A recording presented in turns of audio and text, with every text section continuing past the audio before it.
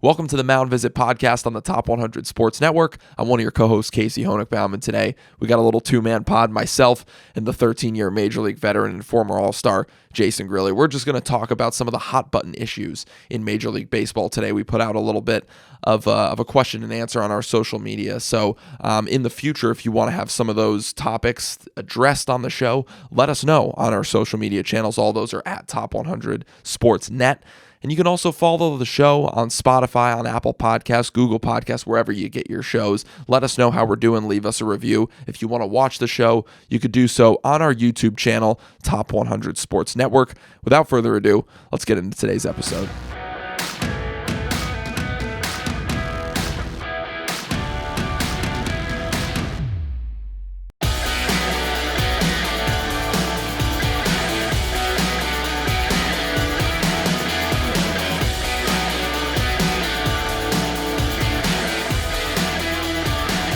All right, here we go, May 17th. Welcome back to another visit on the mound. Casey, you and I today, we got no special guests, buddy, but sometimes we don't need them. It's just us talking about what is really going on in baseball. It's always dramatic, man. It's controversial. That's why these shows exist, even because we love to talk the game. We love to talk about what's happening. And seems to be a lot that's happening. I was going to say, there is a lot happening. Yeah, and it's only May 17th, man. A lot of drama around the Yankees. It's always the Yankees seem to lead the way. I know. Or the Mets, right? Your Mets. Oh, my the God. Mets or the Yankees in New York, bro. There's drama in a different way with the Mets. They just flat out kind of stink. But you bringing up the Yankees, I think that's a great place because we had someone actually asked a question on your Twitter, and they were asking, and I'm sure obviously you know the situation, and for people out there that might not know, the Yankees were playing the Blue Jays, and the Blue Jays broadcast caught Aaron Judge right before he hit a home run. They caught his eyes kind of going towards the direction of his dugout, and he hit a home run on the next pitch. The Blue Jays broadcast more or less accused him of cheating. And so obviously you brought that up, and I wanted to get your opinion because, as someone who played Major League Baseball, especially as a pitcher, I think that there really isn't anyone better to ask. What are your thoughts on that whole situation? Yeah, well, here's the thing. Anybody that's trying to get an edge is considered cheating. Cheaters always win, and here's why. Because if someone's tipping a pitch or you see something that a hitter's doing that you can get them out with, why are you not going to expose that? All right. So, there's levels of it, I guess, like steroids. Is that considered cheating? Well, and at the time it was and it wasn't. Right. That's a big hot topic for me. So I played in that era. I was one of the guys that were dumb enough not to do it or smart enough not to do it. I don't know if we go there with it. But, as far as catching signs, I gave up 4 home runs in an inning to the Yankees while I was a Blue Jay because I was telegraphing my pitches. I was doing something and they picked up on it. They got all this video, catchers who are not hiding their signs, right? Or if a first base coach can pick up something and they're getting away with it. Listen, the key to this whole business of baseball, especially in the big leagues, is to win. There's a lot at stake. Yeah, there's a lot of money. There's a championship ring. There's, pride. There's jobs on the line. So, yeah, every day when your job is on the line to win and to win at whatever cause and expense, obviously that's why the umpires and the commissioner and all these rules, there's bending. And that's why we have these topics of just like what's right, what's wrong. If a catcher's exposing his knee and the first base coach can see the sign, or if a guy at second base is able to relay and pick up the pitcher's sequence because it's the same, it's the second sign. I always had to mix it up. Russ Martin and I, and any catcher, I said, I used to mix up my sequences, whether it was first pitch, third pitch, second pitch, or an indicator. You got to mix it up. It's not amateur hour out there. This is big league baseball. You know what I mean? And there's a lot of crying going on right now. Well, that's what I was thinking. And part of the whole thing was like, him getting accused of cheating is one thing, but it's just like don't throw a belt-high hanging slider if you don't want a guy who hit 62 home runs last year to hit a home run off of you. That's kind of part of what I think with this whole thing too. Just make a better pitch. Aaron Judge didn't throw the pitch. And again, like I said, it is so important to understand that everybody's trying to get that edge to win. When you got a microphone in your face and you have an answer to, or you're getting designated for an assignment, you got to find a way to go, I'm sound here. My pregame and is on point, and my in-game is adapting to. And that's when you go to the highest level of mental and emotional capacity, man. The physical, sure, the demands of that. But again, the physical and the mental demands. I mean, we had a great conversation with my buddy John Buck about just that mindset and the mindset you have. I mean, I talked to Gary Sheffield about his approach and approach to the game. Like, your mindset is important when you step in and it's your time to perform. You know what I mean? So you cannot excuse me, I'm going to sneeze here. The allergies, I'll tell you what, another thing that's really controversial is all this pollen floating through the air. I'm dying today. It looked like it was snowing this morning as I'm drinking my coffee, and I'm like, I want to go outside. It looks beautiful. There you go. I'm right there with you. I don't know if you could hear my voice. My nose has been stuffed up all morning because of my allergies. We sound nasally today on the Mound visit. Somebody go to Claritin or Zyrtec. Yeah, can we get a Zyrtec or Claritin sponsor here on the Mound Visit podcast, because we need it. That's right. I am going to take a shot today. It's from my ears, nose, and throat specialist. Those shots do work. My little serum. There you go. So is that cheating? I don't know. I was going to say the word serum. We got to be. It works better than the over the counter. I'm cheating because I'm getting better. There we go. Well, you bring up an interesting point too, in talking about. Kind of that mindset and tipping pitches, I think is a really interesting thing, because a lot of times you can watch a game at home, and if you're a big enough baseball fan or you watch enough baseball, you can kind of tell when the hitters know what's coming, in a sense. And I'm not talking half the battle for them. Right. Mike Trout would hit 600 if he knew what pitch was coming. Right. You know what I mean? I mean, that's half of the game is exactly kind of trying to find the rhythm, stay in rhythm and breaking rhythm. That's what the batter. People say that baseball is boring. You're not watching the battle that's going on right there, and then it goes on for the hitters, or the position players behind them. They got to kind of stay in tune. Like, okay, does my shortstop shift over based upon what he knows my game plan generally is, or what I should be doing. So, there's a lot going on that people don't realize. Yeah. And then when it's amateur hour, we want to expose like, oh, we don't want the Yankees to win, or, we don't like Aaron Judge because he's so good. It's like everybody loves to see the rise of a star, but they sure as hell love moreover to see the demise of a star. And I always laugh because the breakdown of what you see. It could be Michael Jackson, superstar. He was so good, but then there's all these magazines, People Magazine, and you go in the grocery line, right? Sure. The tabloids. Sports. Yeah. The tabloids, right? They do it to the actors and actresses. Like, why are we breaking these people down? Because it's good news, bad news. Or good press, bad press. It's always good if you're in the news because you're being talked about. No publicity is bad publicity. That's the that's the key. But so, so going off of that, when talking about tipping pitches, and you kind of mentioned that story that you had when you pitched against the Yankees. How do you find out that you are, in fact, tipping pitches? Is it Russell Martin coming out and telling you? I mean, obviously, the 4 home runs might be like, Yeah, that was the big indicator. I didn't sleep well that night. Let me just tell you that, okay? Is it? Do you watch video? Do you watch video the next day? And Well, I saw what I was doing with my hands, and they were on every pitch like they knew it was coming. Yeah. And literally. And so I was like, damn, but, I don't know where my mind was that day, or I don't know what made me start getting into a bad habit. Here it is. Bless you. There it is. There you the go. Pollen, baby.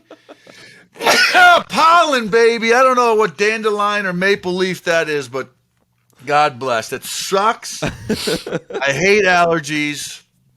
Hate them. Almost as much as giving up a homer, right? Or maybe, I don't know, which one's more? You've got I Probably the hate homer. sneezing like that. It hurts, There, bro. It there hurts. you But go. yeah, no, giving a home run and having it replayed over and over Mhm. again, Not I'll fun. sneeze all day rather than that. What is so?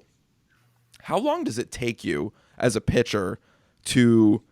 Was it just another like because you talked about maybe it was something with your focus, your mindset that particular day? How long does it take you to then, make sure that that sort of thing doesn't happen again? Is it something that you kind of just put in the back of your mind, make sure my hands are in the same spot? What does that look like as a pitcher when you're Uh, trying to get rid of that?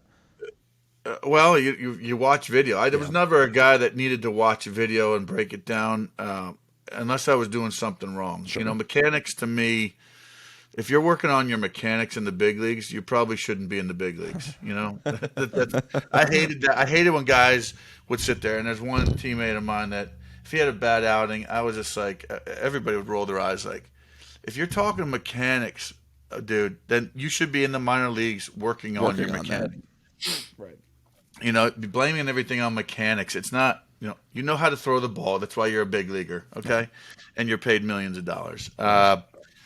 So yeah, there's things that can be altered, but when you find that stroke, right, the guy that's hot in basketball, you keep passing Kobe Bryant or anybody who's fired up, like Yeah. dude, the guy hot, you got the hot hand, you give it to him.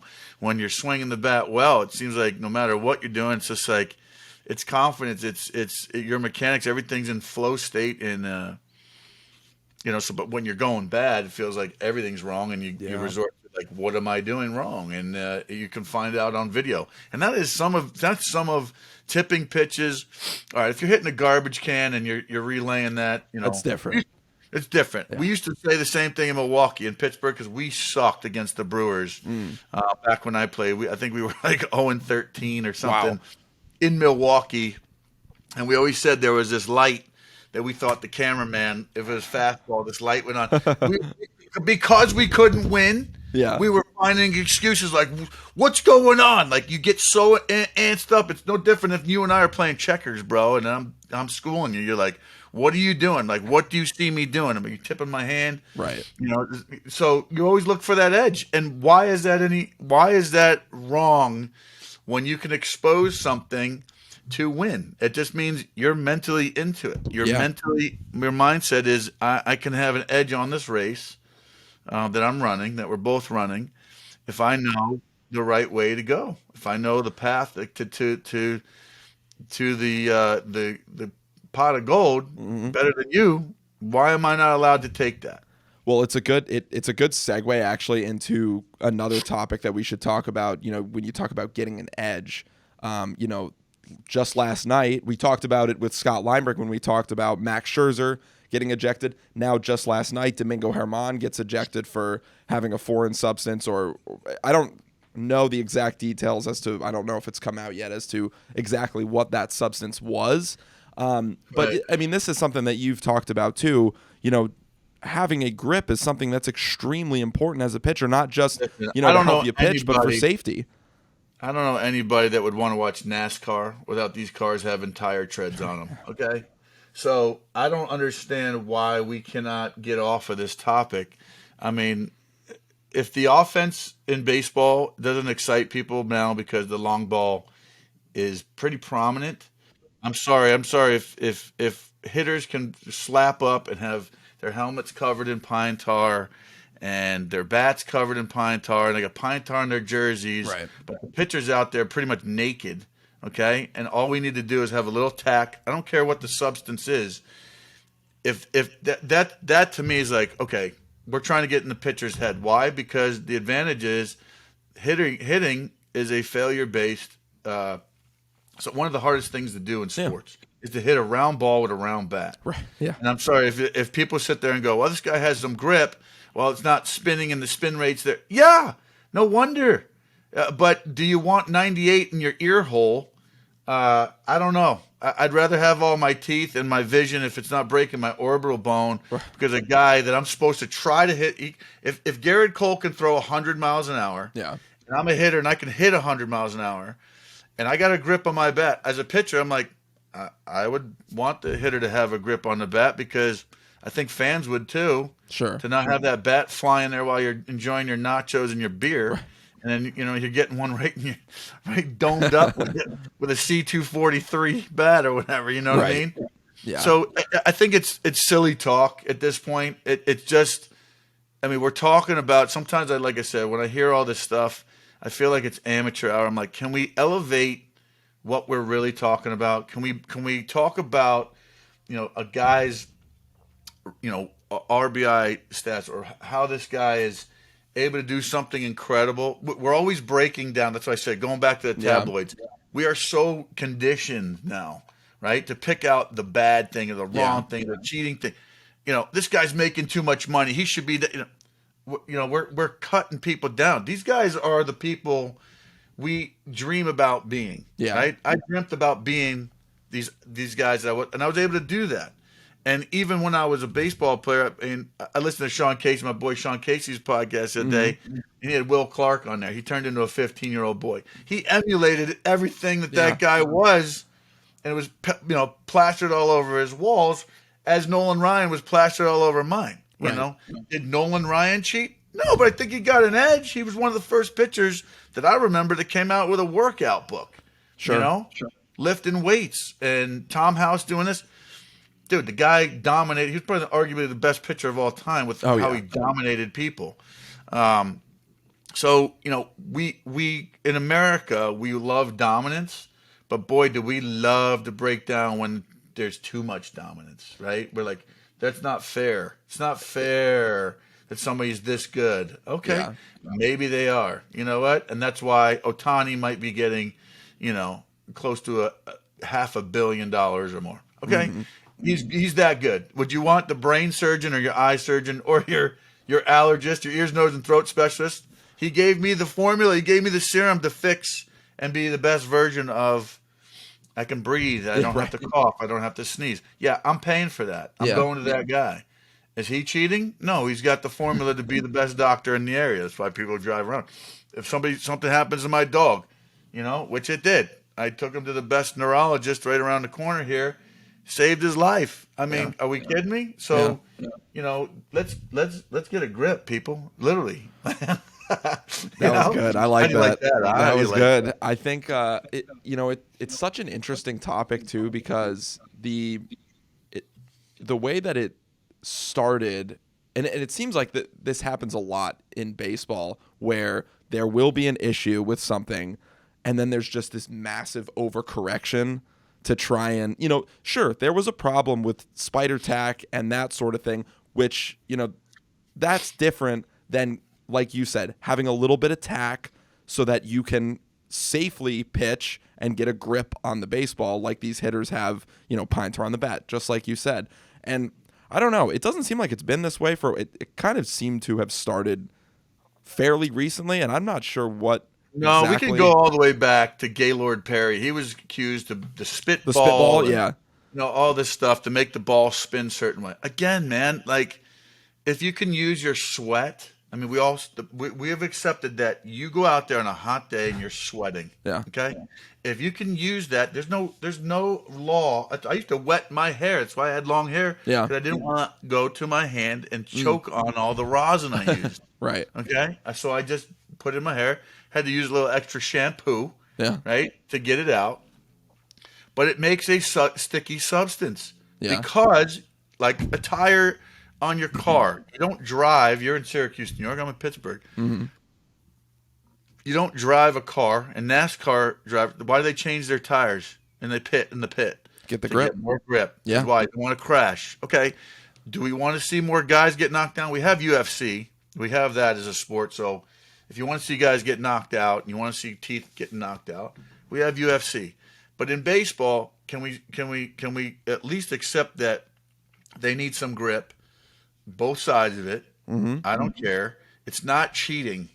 It's not cheating if you have grip. Yeah. Not cheating when you have new tires to win the Indy 500. Sure. Okay. So to me, it's just a silly topic that we will continue to talk about because someone's having a great game or dominating like they can. Take away their grip, and throw a billiard ball at a hitter and let's see how long he hands. If the guy in the press box wants to, enjoy his water in between innings, and Harry Carey his Yep. mixed cocktail, whatever, and Nuke Lelouch throws one up there. You Yeah. know, I mean, come on, let's go. Well, it's not only just individual players with this sort of, mentality towards this, but I mean, you look at the Tampa Bay Rays, who are arguably the best team in baseball, and you have people on sports talk radio being like, well, they can't be this good, they must be cheating. Well, And it's yeah, like, they got it. What's their edge? Maybe they've done their homework, and I think that their analytics is the best in baseball. They are the best in baseball, and I hope for them. They have never won a World Series in the division. God, look at the division they're in. yeah, Okay, loaded. and they were the low on the totem pole, and they've now figured out. It's like, hey, if you're going to be in this division, we're going to figure it out, right? Figure out the edge, figure out our identity, figure out who we're going to have, figure out who's capable of handling this kind of play in a division that is the heavyweight. I call it the big AL East, absolutely. the heavyweight division in baseball, right? Yeah. You're going to see Mike Tyson fight in Holyfield every night when you go to a Boston Yankee game. Yep. And all the way through. You play Toronto and Tampa. It's not easy, man. Yeah. It's not easy, and I get so tired of all these people getting, well, what do you want to watch? Is it not entertaining enough that we've got a sidebar and a blogger creating a post to get recognized? That's what I said, right down to that. Like, you can have one person write a controversial article, and then it becomes truth, because we all have these podcasts and websites and blogs and Twitter accounts, and you can say whatever you think and feel now, man, and everybody's got an opinion. So it's great. Everybody's entitled to that freedom of speech, and everybody's entitled to that. But I go, come on, are we really gonna slide into second base differently? I mean, and talk about bring Will Clark. There was a video I saw recently, just how the game used to be played back in the 80s, when you could go in and take out a guy trying to turn a double play. There was a picture of a film on YouTube. Google this. Put this in our links.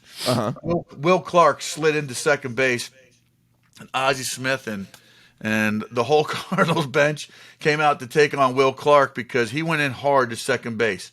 Well, dude, that was the game. Is that cheating? No, that was the game. And you paid to go watch that. It's just like in hockey. You check somebody up against the boards. Why? Do you want to let them have the lane and have a free shot on goal? No, my job is to defend that, and I'm going to take this guy's. Not that you want to injure somebody. These guys are my fraternity brothers, and it's always funny because I think I said it before. When I saw AJ Burnett or I saw some of these guys, I'm like, we were so alpha male and alpha. Attitude and egos. You have to. That's the dress you have to put on when you step on the lines. I don't care what sport you're playing. You don't go in there. Look at the boxing. I mean, the smack talk and all the, the hype of a fight. The reason they do that is that's their pregame. You have to put on that armor, that shield, to say I'm ready to go do some damage. I'm going to go F somebody up. You're not sitting there kissing the ball and go, here, hit it. And I want to be on the bad end of a highlight reel that I have to watch if I go out to a restaurant or have a drink after the game. Yeah. Right? Yeah. You want to sit there and dominate. So I get sick and tired because unless you're in that position and unless you got your nails in the dirt and you know what that's like, the game is so much slower and easier the further you step away from the field. When it's 60 feet 6 inches and a pitcher, it's fast. It's super fast.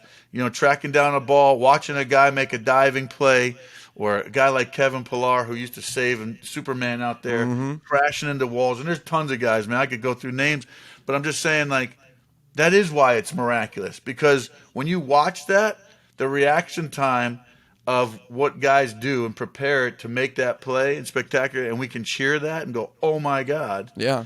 We're doing the same thing on the reverse side to carve out why we're cutting these people apart. You know what I mean? Yeah, we're a little too quick to do that. I think you're definitely right, and it's you talk about that. It's very true when you talk about the further you are away from the game, the less you really understand.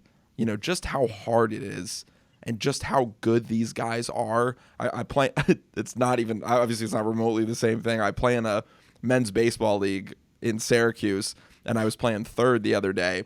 And there's big guys, on the team. It was like a lot of old Lemoyne guys and a couple of guys who played in like minor league systems, and they are just ripping balls at me at third base. And you forget about that, and I'm just like, I was like, I'm gonna play in on the grass here, and then the first hit that almost took my head off, I was like, okay, I'm gonna back up a little bit. Oh my God, yeah. Hey, so we need you on the show, bro. We can't have me doing all allergies all alone here, bro. I know. I got to keep my nose intact because, oh God, oh yeah, I know. But anyways, let's talk about another topic that I think is really interesting, especially as a closer. That you were. Kenley Jansen just recently moved into the 400 save club. I believe he is now he's the 7th member of the 400 save. Only 7 pitchers ever have recorded 400 saves. He seems to have found another gear this year. Usually he was like 92, 93 with the cutter. Now he's throwing 99. I mean, it's incredible what he's been able to do at his age. But I want to ask you because, like I mentioned, obviously you were a closer for a good amount of time. And, being a closer it's I don't want to say it's a lost art, but there really aren't many guys in the game now. You think of Edwin Diaz, but obviously he's not pitching. Maybe someone like Josh Hader, but it seems like it really kind of is a lost art where, you've got your guys like Rivera and Trevor Hoffman and, Billy Wagner. We talk about him all the time. John Franco, K-Rod, there's guys like that. But what do you think about that? The art of the closer now, and what makes it so impressive that, or I guess, why is that list so small? Of guys that have that number of saves. It's longevity, man. I think when we talk about numbers like that, and getting into where you're the best of all time, and you're in elite, categories where you're sitting there and going like, I'm in the 400 club, or a home run hitter, I'm in the 500 club and above. You become, that's the chase, right? That's the chase of what a sprinter in the Olympics say, I'm going to chase the world record. You're chasing numbers, and that's what baseball is all about, that, man. We should be talking about that. And sure, the game has changed. I think players will continue to get bigger, faster, stronger. It's just the evolution of, biomechanics and, training programs and, just guys figuring out what's better. I mean, if you pass the baton, I borrowed the game and people taught me how to do it a certain way. Teaching my kid and some of the things mistakes to avoid, things to do right, maybe how to make a good mixture for grip, right? Passing on the knowledge of just whatever to better yourself or be prepared. I think that's the best thing. I watched another clip that came across my Instagram was Barry Bonds. Why was he such a good hitter? And it was so mesmerizing to me as a pitcher. Even says, he said, I'm going to catch the ball with my bat. That's his mentality. He's like, if I can the catcher catches the ball, it's coming in the same direction as me. I'm in the batter's box. He's 2 feet behind me. Yeah. I got to catch the same pitch that's being thrown at both of us. I'm just trying to catch it with the bat. The catcher's trying to catch it with a glove. The difference is there is more confidence when you're catching the ball with a glove, as opposed to trying to hit square up one on the sweet spot of a bat. But when his mentality, I mean, he's one of the greatest hitters of all time, right? Yeah. But you sit there and go, his mentality was different. That's what separated him from the rest. And people sit there and go, hey, Barry, he's able to explain it to hitters and pass that knowledge on to make them better. I think that's incredible. And I think, like you said, why did he find a new gear? Why did Jensen find a new gear? I don't know. Who's he talking to? What film is he watching? How does he going like, dude, I want to achieve this thing? Sometimes it comes from within. I always wanted to be a closer. I only got that short little track to do it towards the end of my career. I think I got 79 saves, and I wanted to get more, but my runway was shortened. It is fine because I got to do it. But it made me appreciate the Mariano Riveras and Hoffmans and the guys go, holy cow, they did this consistently and were that good for a long time. Yeah. And that's what makes those guys who go, you made it to the big leagues. It's great. You did it every day. Amazing. You were able to dominate for that long. Holy shit. Yeah. It's like, so it makes it incredible. But again, going back to the beginning, what makes them different? They had an edge. They figured Yeah. out a way to make them better. And I don't care if people sit there and go, well, you're cheating or I think sometimes guys are that good. And I think the brand of baseball, watching how it is, I'm amazed. I don't know where I would be at. I'd kid some of the guys I played with to go, dude, do you think we would have fit in here? Do you think what kind of player would we've been? Would Yeah. you have been, hitting third, or would you be hitting fifth? Because, the game is evolving, and would you be a closer? Would I be a middle relief guy? Who knows? But Yeah. when you borrow the game, you're that good. So it'll be interesting to hear and see who comes after the Aaron Judges and the Mike Trouts and the Otanis. I'm curious to see how much this game has evolved, because today I'm looking at it like, wow, it is such a show. It is so much faster to me even. Mm. I mean, we're recording, we're documenting all this exit velocity and spin Yeah. rate and things that are different. They've changed the game, but is it for the better? I don't know. It is what it is, and Yeah. I still love the game. I think it's the greatest game of all time.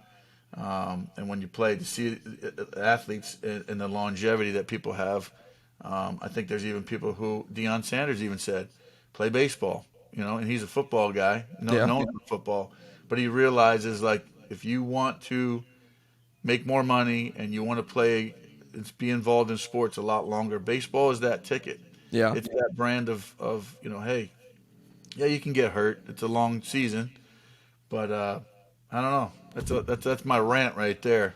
It's it makes sense. It's good. It's all good stuff, and I think one of the last things that I wanted to touch on, and it kind of goes back to you talking about what it's like to be in a clubhouse, really having like you said, having your fingers in the dirt.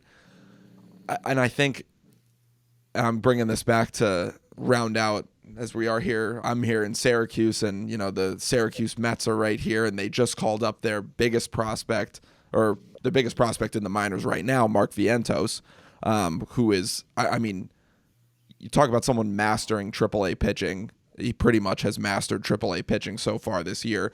And the Mets are struggling. And this is a team that came into the season with a massive payroll and a lot of expectations. And they just, they haven't gotten it going against bad teams too, for the most part. So that's the tough part. But I want to ask you, because I'm watching this team, and maybe this is just me as a fan and someone who hasn't been in a clubhouse, but I'm watching this team, and it just doesn't look like there's a ton of heart on the field, for lack of a better term. And it just doesn't look like there's a lot of, that like tenacity to be out there. You're talking the Chiefs. You're talking about the Chiefs. I'm talking about the real Mets. Oh, the Mets. Okay. Yeah. My bad. Okay. Yeah. No, that's all right. But but now a lot of, that's the kind of going back to the Syracuse, they're calling up Vientos to hopefully bring a spark. But then it's like, you've got a team full of leaders. You've got Scherzer, you've got Verlander, Lindor, like guys like this. Yeah. But I wonder too, is it more complicated than that as a fan looking in? Like, bring me inside. What does a major league clubhouse look like? Here's the thing. We went to the, and this is on my only frame of reference. Yeah. And I'm gonna box it the right way, because Leland used me as a lightning rod, because I had nothing but positive things. So it's my show, my Mound visit, and I can clarify if Jimmy, you're listening. I was at Bob Nightingale in Arizona. The 2007 Detroit Tigers, I should say 2008, after we got Miguel Cabrera and Dontrelle Willis. We thought we were going back to the World Series right after Dave Dombrowski in the front office acquired Dontrelle Willis and Miguel Cabrera to make our team stronger. And they asked me, they're like, hey, what do you think the demise of the Tigers is? I go, I don't know. I'm a Colorado Rocky. I'm not there every day. But I can say anytime you change up things, it doesn't always equate to the team automatically winning just because you acquire a new big name. Right. There is a thing called team chemistry. It's been noted. That's what I got. I got blasted for, saying that I don't know what the team chemistry is like. I don't know if that changed. But I can say that when you do probably have too much alpha in the room, as I mentioned earlier, I don't know. Does everybody get along? Is everybody enjoying getting along? Because I can say when you spray champagne at the end, and if you watch, everybody loves that moment. As a fan, I don't care if your team's in it or not. You always wait and watch that champagne. Whether your team lost, and you're just like, oh my god. Even the other team, when you lose the other team, you're watching and going like, God, I want that feeling. I want that sting in my eyes. Hmm. The number one thing that every guy will say in an interview is, we have a great group of guys. We Yeah. enjoyed playing with each other. If you do not have that atmosphere and chemistry in a clubhouse, Yeah. if it's not there, guys start individually breaking off and not enjoying playing together. You're not going to have that champagne toast at the end. So that And it's really interesting because the kind of what I've been thinking and what I've noticed is the Mets in particular, it's a veteran team. You know, a lot of the guys that I mentioned, really even their younger guys, when you look at like a Pete Alonso, a Jeff McNeil, they're still, Pete Alonso's in his mid-20s, but now he's at the point he's a veteran on this team for the most part. You've got a couple of the young guys that they've brought up, but I wonder, and I want to ask you this, if you've got a team full of veterans who have, established themselves as Major League Baseball players, does that sort of take the pressure off of them in terms of keeping each other in line? Because everybody is a veteran on that team, do you think it maybe has guys, hesitating to, whip guys into shape almost? well, I think it's just like anything. You like who you work with. You like who you're surrounded by. It Yeah. would suck coming to the office every day, right? If you're like, man, I don't want to run into this guy at the water cooler. You gotta have fun. You gotta joke around. You gotta spend time together. I think that's the hardest. I think that's the hardest thing sometimes. In anything. If you're a freshman in high school, is the mix at your lunch table the right mix to say, man, we had such fun. I'm looking forward to, going to eat lunch. I'm looking Right. forward to gym class. I'm looking forward to, going to Milwaukee because last time we were there, we go to this restaurant. Some of the shenanigans that happen, and that's why I said some of the stupid stuff, whether it's a squirrel on the field or, these jackets these guys are wearing, everybody's, the swords that the Pirates are pulling Right. out. Everybody's looking for that bonding thing that you identify with and that the team identifies with, and you rally around to make it fun. Listen, these are grown men in any sport playing a kid's game, getting an exuberant amount of money. There's a lot of pressure, but you know what? If they can manage and minimize all that distraction around it, and like I said, New York is hard to play in. Mm-hmm. I had, like I said, I can bring up his name again, AJ Burnett coming from New York. He flourished here in Pittsburgh. Why? Maybe New York was just it's so much every day. Yeah. You have to constantly answer. Whether you're a Mets, the Mets are expected to win. Well, they haven't won since 1986, right? Right. Because there's all this added pressure. Instead of just going out like, yeah, we got some guys that we can play. Let's go have some fun. Maybe they need a couple clowns on the team. I don't know, man. It's. I don't have all the answers. I just know, as a player, some of the most fun I had because there was a good banter of clubhouse guys that were good on the field and great off of it as well. Whether it's getting guys to come to dinner or just playing a game. 2016, I brought left, right, center. I wasn't a big card guy, but I got guys going. We were big, doing left, right, center with large piles of money and getting our adrenaline going before the game. It was something so stupid. And we got meal money. We played with it, but it was always fun to see a guy who needed some confidence playing left, right, center, walking away with a couple grand. It changed his whole mood. It changed his whole mindset. Like, I won today already, so it's just a bonus. I'm going out there.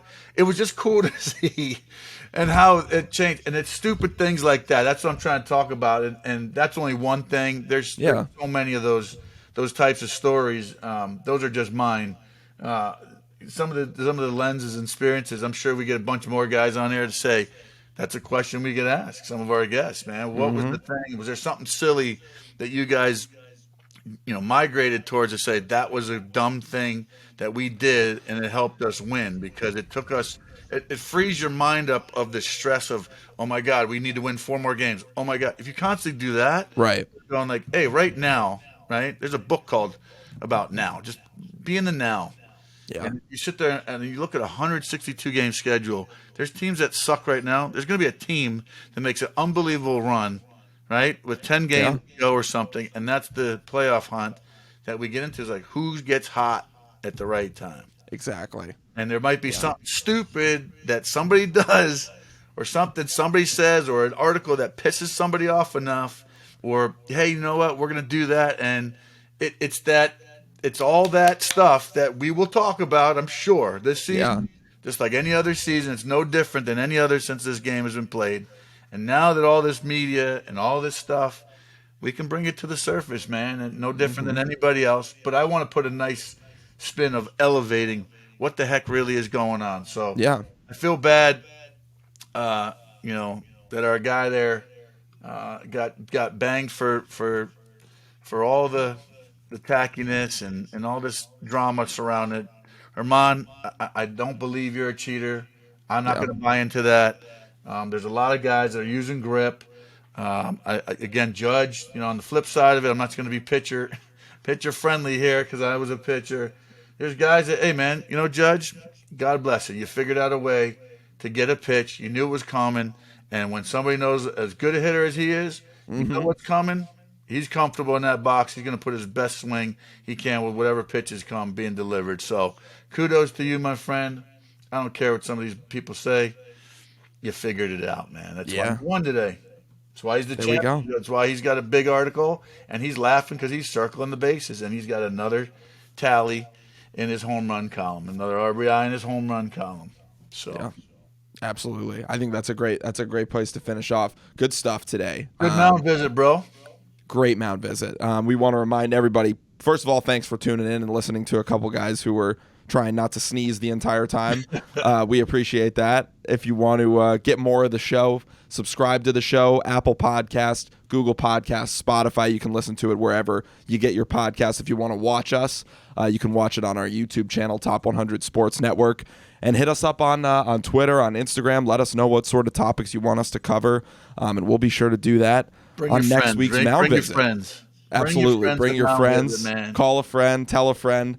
Let them know about the show. Give us a review and let us know how we're doing. So it's not always going to be about baseball. I might bring on my friend. He's a world-class magician. Oh. I got Guy Fieri. I'm trying to talk to him, get on the show here, right? Hey. Talk food and there is a connection with baseball with him. His celebrity softball, him and Tim McGraw, man. I got to be a part of that. So, there's some people I'd like to in the bank here down the line. Stay tuned. Yeah. We're rolling out some good things. Drew Maggi, some of the current Pirates right here under my nose. We're going to have them on the show. So, thank you for tuning in, everybody.